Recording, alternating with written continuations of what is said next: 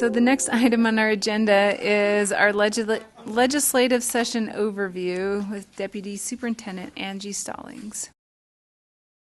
Let's see, I've got the full title here. Thank you. I think you're actually going to get 2 deputies for the price of 1 today. Deputy, no.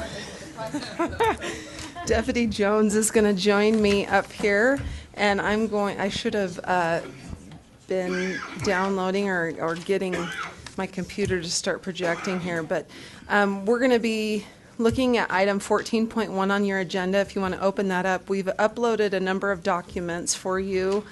The first document is one that Deputy Superintendent Jones and I and our staff have been working on that we hope will be a good resource for you all as you probably will begin to do legislative reviews around your districts at this time of year. I'm sure people ask you, what happened during the session? And you may not have time to go through 25 bills or 50 bills, but if you do want to go through some of the highlights of the budget, as well as some of the notable pieces of legislation that passed this session, it's kind of like a top 10 of education bills, then we encourage you to use this resource and pass it out. We will be posting it online on our legislative session webpage, and hopefully it'll be something easy, quick and easy that people can refer to. The other documents that I wanted to bring to your attention before Deputy Superintendent Jones begins the budget discussion is I've updated kind of a broader list of, about 25 bills that are probably the top 25 education bills of interest. And again, this document, you can also link right to all of those bills, and it's a resource for you to refer back to when you have a moment or want to look through those bills at your leisure. The tracking sheet, the final tracking sheet, is also on our webpage and available to the public, as well as, and I'll save these 2 documents for Deputy Superintendent Jones, but there was one other document, which is the list of bills that staff asked or reviewed with you all, kind of different issues that we wanted to work with legislators on during this session, and that list is also updated and shows the progress of all of those bills. The good news is, of all of the bills that staff proactively worked on or wanted to work on during this session, 2 were abandoned because there were some different issues that we found we needed to flesh out, and maybe we'll try again next session. But of all the rest, there was only 1 that didn't pass, and that's because it ran out of time. It was a repealer. So all the rest of the bills that we were working on proactively as a board and staff generally passed. Board Member Lisa Cummins. Were these bills, thank you, Chair, were these bills that that had come before them and eliminating barriers that some of them did? Mm-hmm. Okay, good. Yeah, if you remember, we had presented a number of them to the board directly, and then kind of the second round, they did go through the Eliminating Barriers Task Force, and then there were a couple added on at the end. But all of these were reviewed by the board before we asked legislators to open bill files on them. So anyway, and with that, I think what our plan was to start with the budget summary, and then with whatever time we have left, we'll go over bills. I thought I had it. Is this it? Yep, that's it. Okay. Yep. So draw your attention either to the television monitors behind the superintendent and the chair, or as Angie pointed out, this is a document that's available to you in board docs. We can also print it as needed. I would recommend, especially after the legislative session, we take a lot of time to go around to the various USBA meetings, and we have the opportunity as staff to see a bunch of you in those, depending on what part of the state it is, of course. So if you could carry this, what Angie presented to you, and this side-by-side comparison, it would probably be conducive or productive to have those with you as you meet with your constituents and your districts.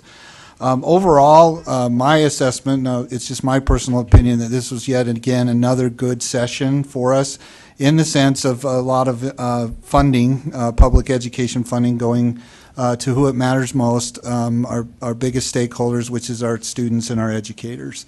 Resources for our most precious resources. This one, there's different versions of this. We tracked it all the way from your priorities through public education approach through the EAC, so we have another one that can show you all this. But we decided that this is probably more conducive to your being able to brief or discuss the talking points of the overall summary of how we ended up with the budget. So as you can see, we start at the top, and I did get a lot of good feedback from a lot of stakeholders of the methodology you used this year compared to other years where you categorized. You remember that? You went Group A, Group B, Group C, Group D, and Group A was enrollment in the WPU, so that really helped out a lot of decision makers to see where in the different areas, whether it would be funding that would come to and stay at the state office or go to the minimum school program. So take that for what it's worth. And we can certainly keep that process going into the next year, because I'm pleased to announce that next month we get to start the process again. Yeah, for 2019. Everybody's excited. I can see that. Okay. So you got the enrollment growth and you got the WPU of 2.5%. We did ask for 5.5% and the WPU is 2.5%. But overall, again, the total of the requests that we made for dollars to go to who it matters most is even higher than we had asked for, and I'll get to that. Then you go down to the program for LEAs, programs for LEAs, and that was one of your categories too, is, you know, programs or funding for LEAs. And so you look at this on the side-by-side comparison. Of course, there's K through 3 reading growth, which we asked for an additional $3.5 million to go on top of the $15 million that we currently serve, or it's currently received by way of appropriation. And I just want to call out to a few of the BAs out there who had said to me at the UASBO meeting that in all the years that they've been BAs, rarely did it ever, the two from transportation, that's what I'm on, ever get on your priority list. And they did so, and you did so this year, and look at what happened. Now, I know we asked for $5 million, but it's $4 million, and so I really think that that's a great opportunity again to help out the district, or the districts with that particular category, because in essence what it means is that it'll free up dollars that could go back into the classrooms and all that. That's what I've been told by the BA. So pretty awesome. NES, we asked for $500,000 and we got $250,000. I won't read these line by line. I just wanted to kind of orient you to the top, but you can start to scroll down. In blue, Natalie had drawn out the fact that, yes, there was funding for these particular programs, but we also wanted to make sure that as you meet with your constituents over the year, you actually know where that funding is going. So, for example, you had asked for the Canvas, LMS K through 12, $1.9 million. They did fund that, but that funding is going to go right to UEN. Okay, it's I think Sarah Young would agree with me that cooperative effort that both the board and UAN did pay dividends on that. So that collaboration was awesome. Same with like the digital math, the funding that goes to the STEM Action Center. And then you start to, after basically the Canvas and the Carson Smith, $348, and then they did appropriate $350. You start to see some the programs. So the enhancement for at-risk students, another additional $9 million is funding for that target population on that. That's awesome. The STEM group simulations, special education add-on dollars. That basically is a bill that Representative Pulsifer wanted, that has children age 22 that can finish their school year, or well, if they turn 22, say like in October or whatever, then they can finish. They can go through that spring semester. So one key takeaway from this before we go back over to Angie or we continue on in this subject to your questions is look at that flexible allocation amount, okay, the $65,150,000, because I'm going to come back to that when we talk a little bit more, drill down a little bit more on SB 293. We're going to take a little bit of time on SB 293 here in a few minutes. Assessment to achievement, $1 million on down. And then you have the one-time fund categories, Beverly Taylor Sorensen. USDB, the request that you made for you on behalf of USDB or for USDB was fully funded, both for the USIMAC and the Springville School that Superintendent Coleman had asked for. And then you had the categories for the USBE priorities. Remember that category? Remember ABCD? All that. So as you see how we've broken this out, again, that really took hold, and I think that's a great part of the process that you all came up with to keep this centralized and communicate well with the legislature. So there's the priorities. Now, there's these system technology funds at one time. As you know, there was a lot of talk about Cactus, a lot of, from my vantage point and your newly appointed IT director, your data and statistics crew and all that, it's time we really did look closely at our systems. We've got a lot of old programming language, things like that, so this is good. I think there was a lot of trust from the legislature in us to get to what right looks like. You're going to see some different findings out there regarding our systems. Security of our data and the privacy of our data is the key driver of your IT staff. They want to make sure that our students are protected. That the data for our teachers are protected, and we're going to, develop that and keep these systems aligned and all that. And not so much to be a monitoring source, but to be a supportive source to our LEAs. So we really are excited about that. The restoration of the licensing fund balance, that $752,000, is really important because that will be dedicated towards improving the Cactus system. So we're really looking forward to working with Travis on that, so that he can build his machine, what he wants it to look like and all that. So we're really excited about that too. So I'll just kind of close with that. I mean, you can scroll down through the remainder of the items on this particular list, and we'll just open it up to any questions that Angie and I can answer for you regarding the budget or the funding. Now, these numbers or these totals are the new money, okay? So I tried to bring that out, with some of the other programs. So if it's an existing ongoing program, this would be in addition to what was put in what's called the base bill, the base budget bill that comes out kind of early in the session, okay? So this is new money, all right? Does that make sense? Okay, any questions or concerns? Board Member Lear? Two questions. Lost my. Well, I'll ask you the harder one first. Then. No, I wanted to ask first about Cactus. Is that? I know that's a lot of money, so maybe this is a really naive question, but is that enough money to build a good system for Cactus? I think it's enough. So my perspective on the Cactus system is that there's a lot of potential in that system. This is enough money to get us started on that. I've got with Jared and some estimates on that. It just really depends on what capabilities, either by legislation and maybe if there's some bills Angie could speak to that maybe, would make us go beyond the $725,000. But this is enough to at least get us to an operational status to meet intent. Long term, we probably would need more money, to do that. So I will put that on the record now. And then a second question. This doesn't reflect any money about our schools now compromise. No, I'll go into that a little bit more with actually it does. That's why I wanted to do flexible allocation.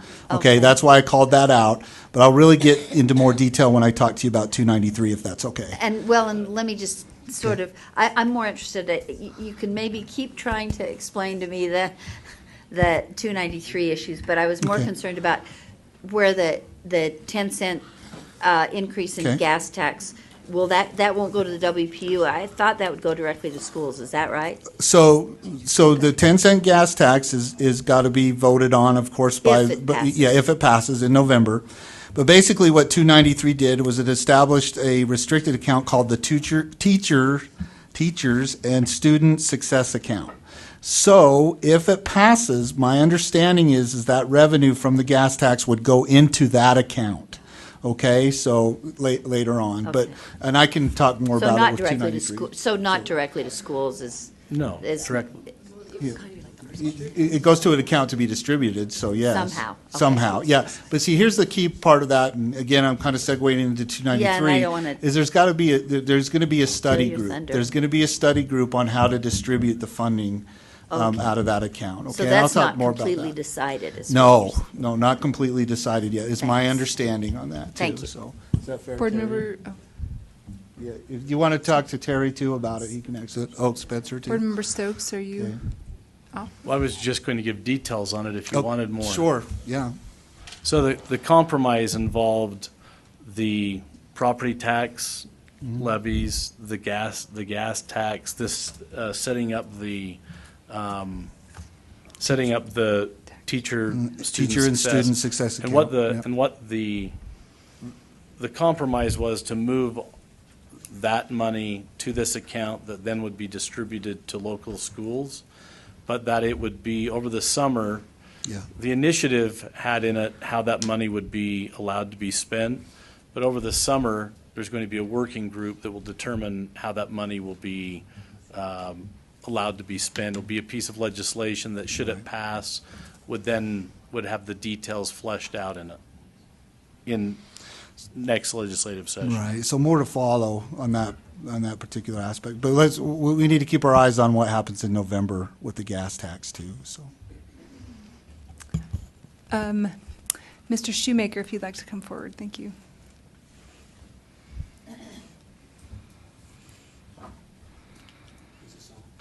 You gotta hit that button.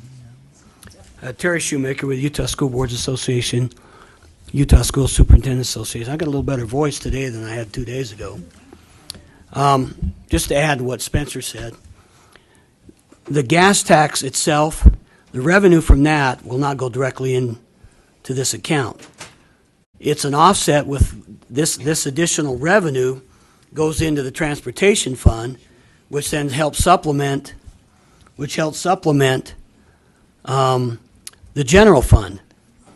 And so what they're going to do is, because the general fund also supplements the education fund, higher ed and so forth, whatever that dollar amount is then gets set aside.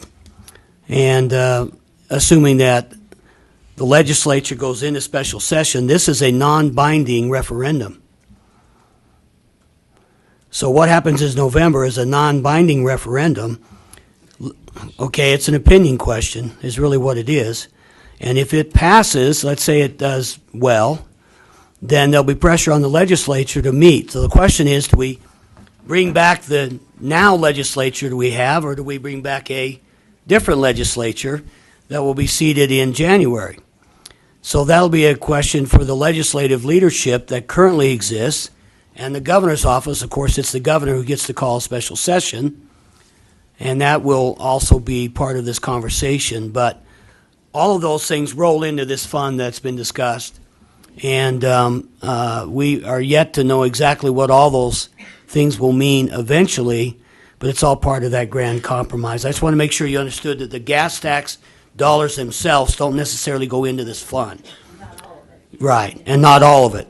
Because there is money set aside for cities and towns for B&C road funds. That's also part of the same thing, assuming two things. One, you get a favorable vote in the referendum, and two, the legislature comes back in special session and decides to pass that, or they delay it until the next legislative session. We don't know exactly how that will play out.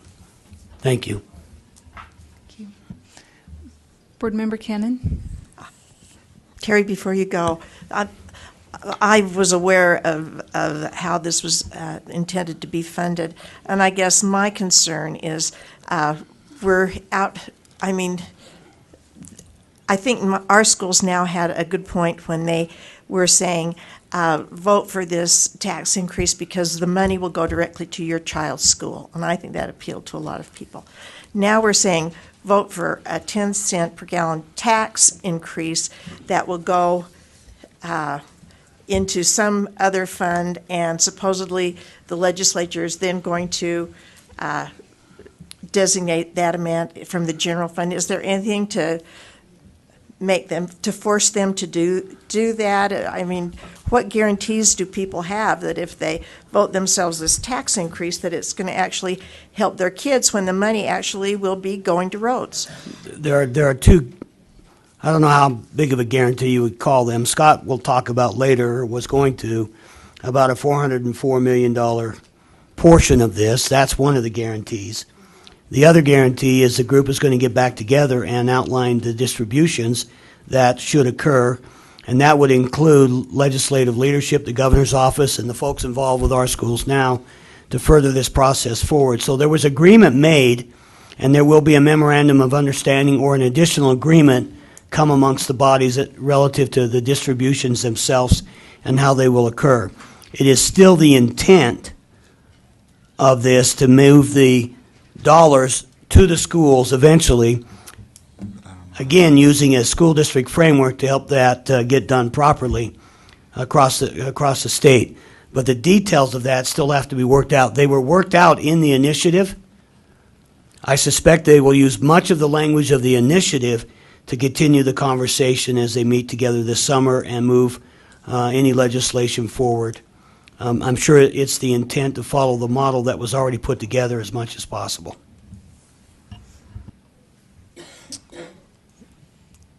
Okay. Okay. Okay. You can carry on. So do you want to Thank you. drill down a little bit more on 293 then, or? Okay. Are there any time- additional questions well, on yeah, I think 293? On the summary?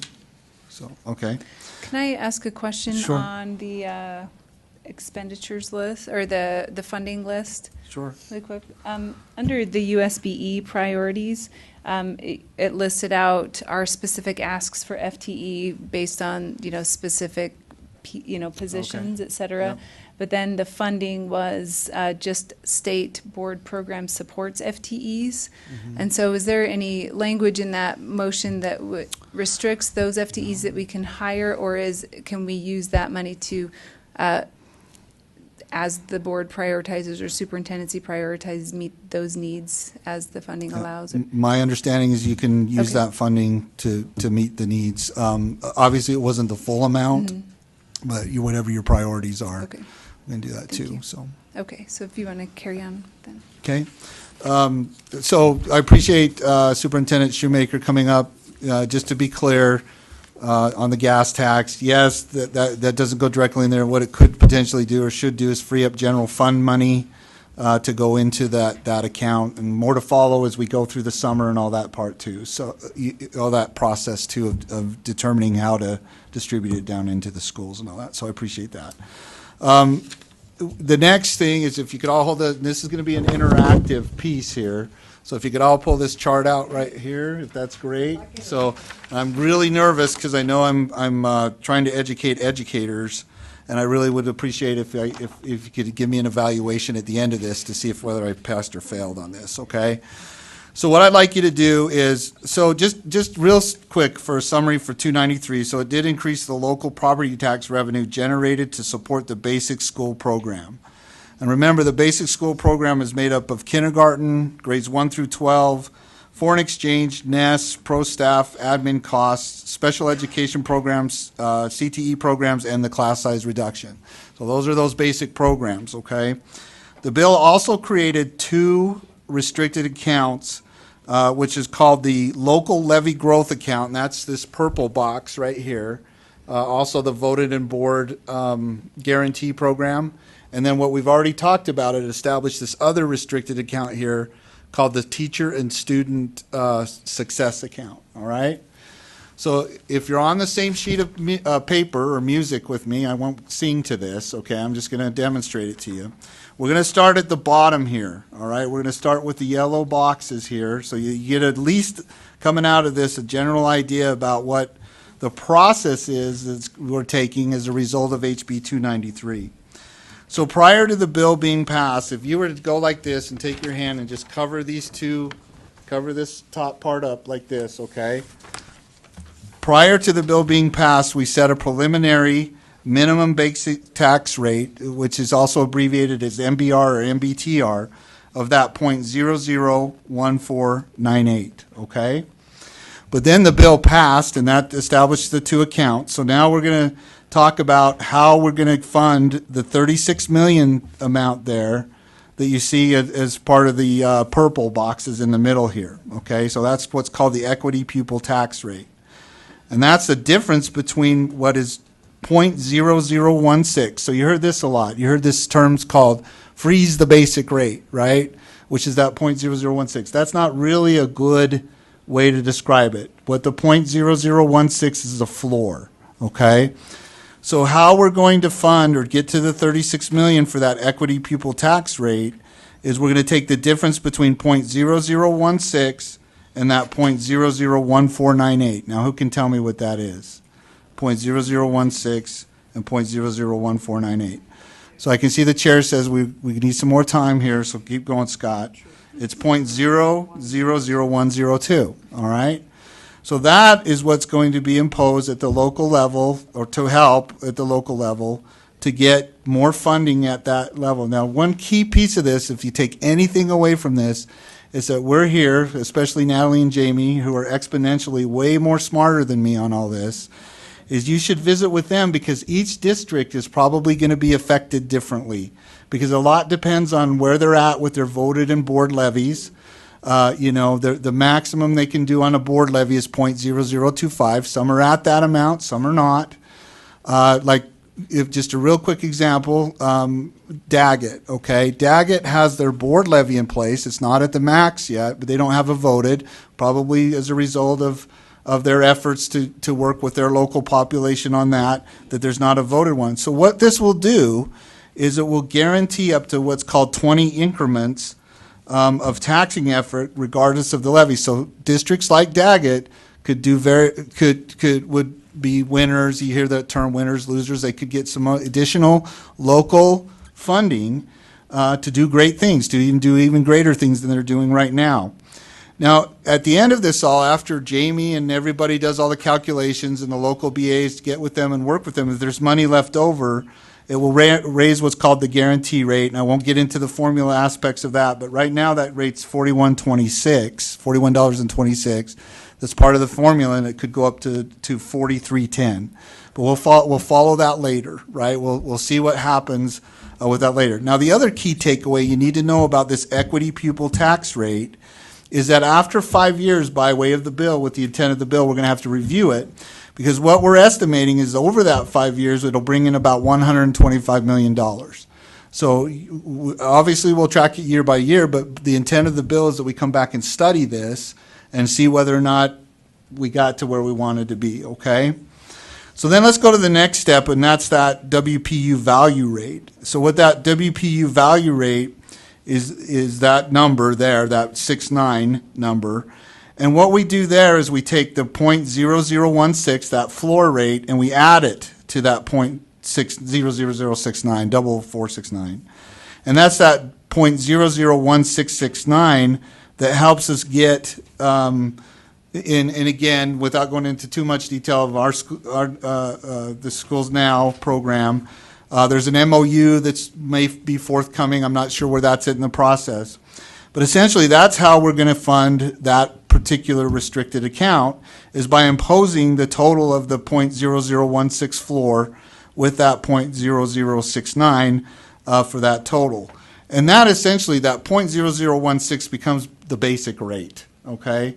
And then that .0069 added to that helps fund that other restricted account. And I'll visit with each one of you. We can show you your different districts, where they're at in all this process and all that. The key with this, too, the key takeaway with this particular account on this is that interim work group that Board Member Stokes talked about. But the purpose, it really hasn't been established, so we need to keep our eyes on that this summer and go from there. So let's go back to that flexible allocation account, which is the 65 million. I'm almost done, Chair. I can see you there too. But the flexible allocation is the 65 million. What we're encouraging the districts to do is to treat that for now as one-time money, or to treat it as one-time money, not to necessarily engage in hiring long-term FTEs or all that too, so we can really get some traction with this bill and see where we're going to go from there after state fiscal year 19. And that's pretty much the drill down on this being 293.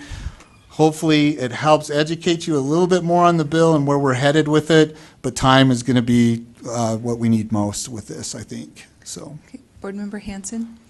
Scott, I just want to I'm not very good at these taxes things, but I want to understand. So to get to the 0016 floor, is there truth in taxation hearings, or is it everybody just No. automatically No, goes ma'am. up there now? Yep, So everybody yep. will Yeah, will it's have going to their- be, .0016 is going to be the floor Okay, of the so rate. everybody's The basic taxes will rate. go up to that rate. Right, and there's not a truth or taxation Okay. type thing, yeah. All right. And what that rate is it's a rate that was established that basically, is the share of what the overall costs of the basic program are, the 2 billion, well, I think it's like 2.9 billion total of all those programs that I named earlier. So, yeah, there's no truth in taxation, so. Mr. Shoemaker, do you have something you want to add?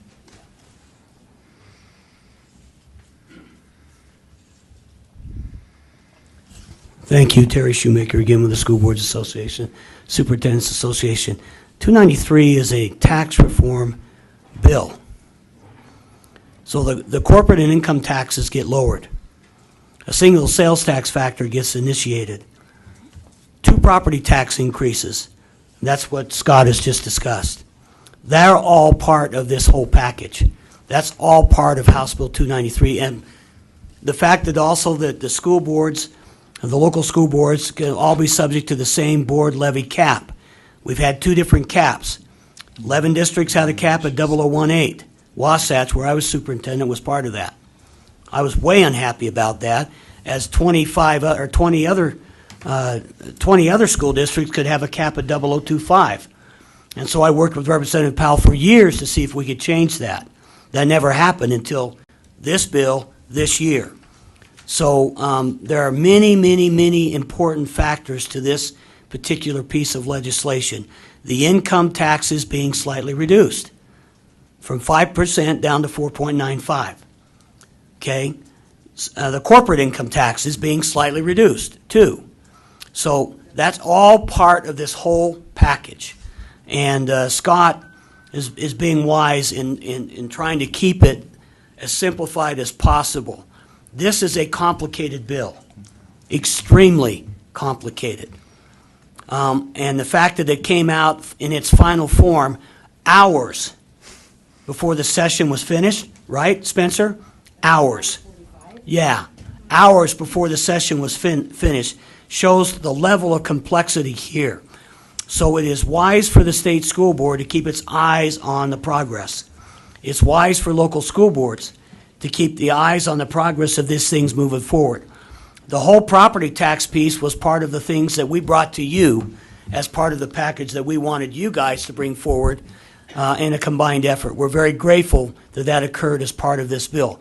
That is a significant change in terms of taxing policy as to ongoing funding for public education. To not have the basic rate subject to truth and taxation for 5 years, that's a huge, significant change for which we should be most grateful in my mind in terms of moving policy forward.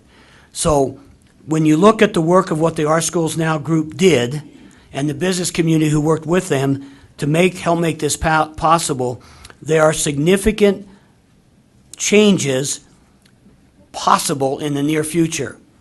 And I just think we ought to just pay close attention to these things as they move forward.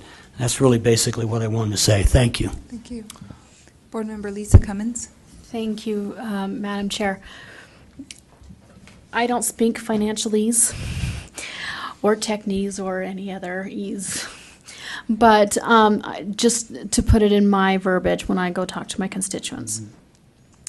From what I understand, we're lowering the income tax rate so that we can help pay for our raise in property taxes. No? No? Okay. So help me understand this. Okay. Yeah, it's not, yeah, he's right, it's not 1-to-1, so. No, I understand that, but when they say that there's a property tax freeze for 5 years, is that just with the truth and taxation part of it, or is that there's no tax raises for 5 years on property? What? No, yeah. Opposite. So, go ahead. Okay, yeah, let me help with this. This is why, and I appreciate Superintendent Shoemaker.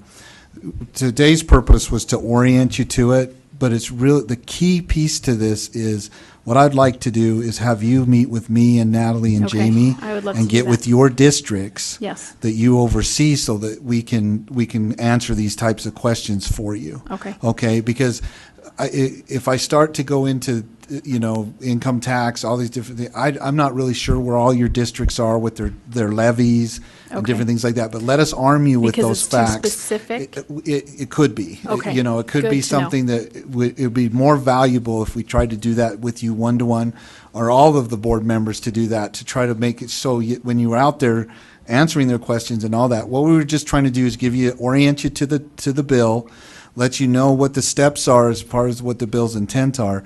But the key takeaway from this is if you could come and visit with us on an individual basis so we can orient you even more detailed to how this might affect your particular districts. I really think that's the value add there. All right. Okay? Please. Thank you. I will do that. Okay, yes, ma'am. Thanks.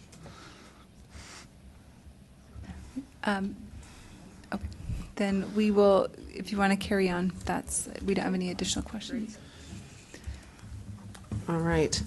Just one thing that I think might be of note, when there's a property tax rate freeze, the effect of that, assuming that our property values increase and growth increases in the state, as that rate is frozen, we'll actually start to get more property tax revenue than if it were subject to truth and taxation. Because normally, if there's truth and taxation, as property values go up, that rate floats down.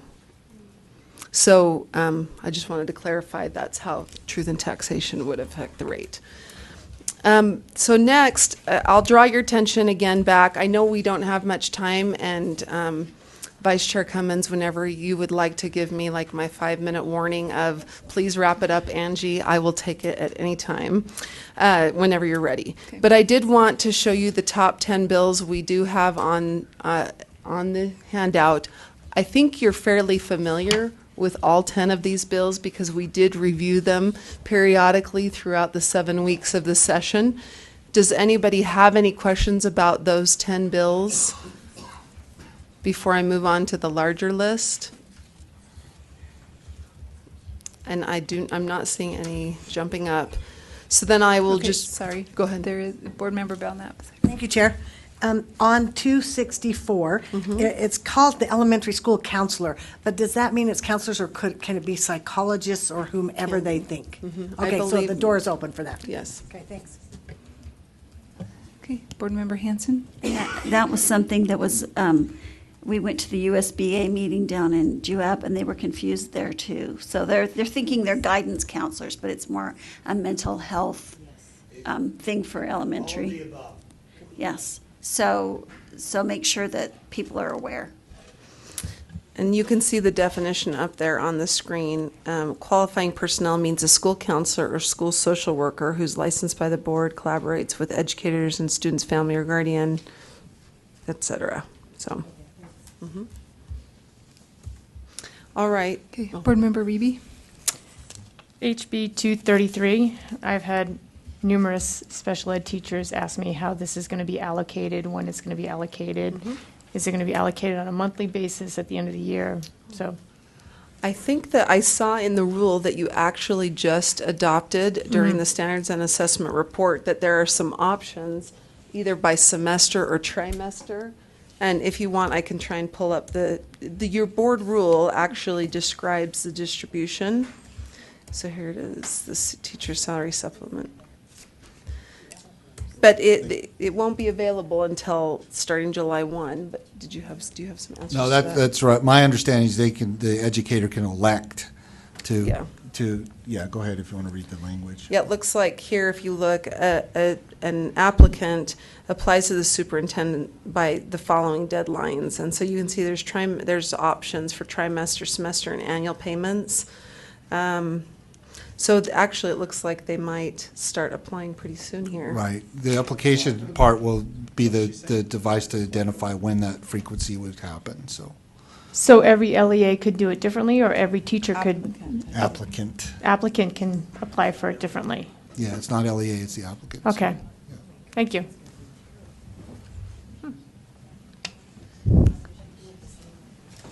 That's interesting. And Okay, I was going to say Travis. Go ahead, Travis.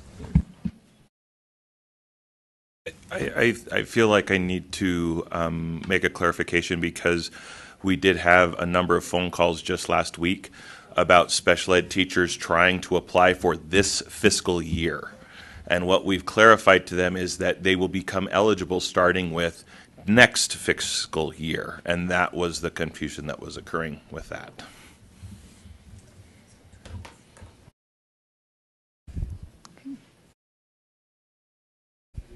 All right.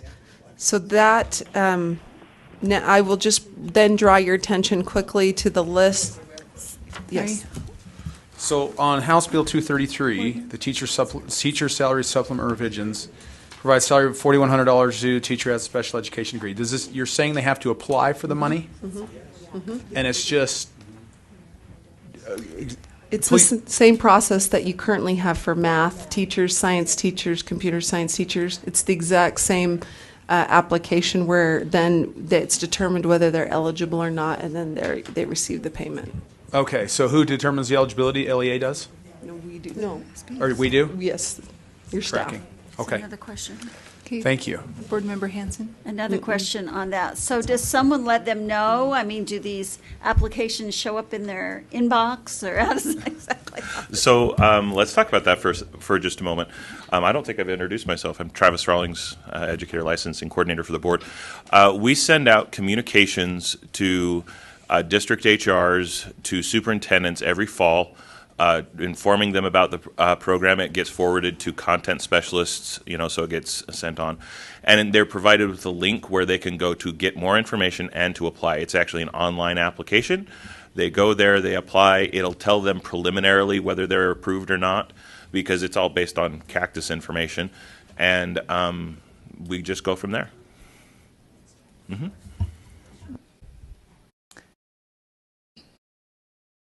Thank you. You might want to hang on just in case. Okay. All right. And then, as I mentioned before, there's a list of 25 bills that passed. Again, I think you are fairly familiar with the majority of the bills that passed. And then there's 5 bills that I left on the list that failed. 3 out of the 5 bills are bills that you all took a position of opposed on. So that's a good record, because only 1 bill passed that you opposed. If you'd like, I could go to that. 4. So the 3 that you opposed that failed were SJR 16, HB 175, and HB 282, which is the one that would have required us to establish a fee for Aspire. So the 1 bill that did pass, that you had opposed but passed regardless of your opposition, was HB 404. And just to remind you all what that bill does, it moved is currently the School Land Trust Director, who is located in our office and appointed by you upon recommendation of a nominating committee. Now that position will be moved to under the Treasurer and appointed by a 5-member advocacy committee. And currently on the nominating committee that appoints this board, I think you either have 3 or 4 appointments on the nominating committee. On the new advocacy committee, there's 1 position that is a current staff member under the board. Likely the person who will be heading or the School Land Trust program here under the board. So just to make this simple, you currently have 4 FTEs or staff people here at the board that work on this program. 1 of those will be going to the Treasurer's office and will remain with 3 staff members. The staff members under you will continue to work on providing training and support to school community councils, to reviewing a school community council school improvement plan, etc. The portion that's moving to under the Treasurer's office is the advocate. It's the new title of this person is the Advocacy Director, and that person is advocating for the trust, is essentially the watchdog over CITLA, CITFO, the Treasurer, and on behalf of not only K-12 public ed students and their lands, but the other higher ed institutions. The other big thing that this bill did is currently the board has between 4 and 5 members on each of the CITLA and CITFO nominating committees. In the case of CITLA, I believe All 5 of those appointees of the board are now going to be treasurer appointed. And then as far as the CITFO nominating committee, all of the positions that were previously appointed by the board will be replaced by the advocacy committee. So you'll have 1 in lieu of 5 appointments on that nominating committee. So I think that's briefly what the bill does. This advocate no longer, they will do an annual report to you all, but you all do not have a decision in their hiring or firing, and 1 of your staff members is a member of the advocacy committee. Are there any questions about that, HB 404? Board Member Lear? Not really a question, just a comment. And I'm trying to say this appropriately, but I hope as this goes forward, I hope that this office is very careful to only support the people that are in this office and not pick up the pieces of other, what the other information that, or specialists that move to the treasurer's office and let that office make it on its own. I think there will have a tendency to sort of babysit and be less careful with our resources. And I really want to make sure if they're going to do it on their own, they should do it on their own.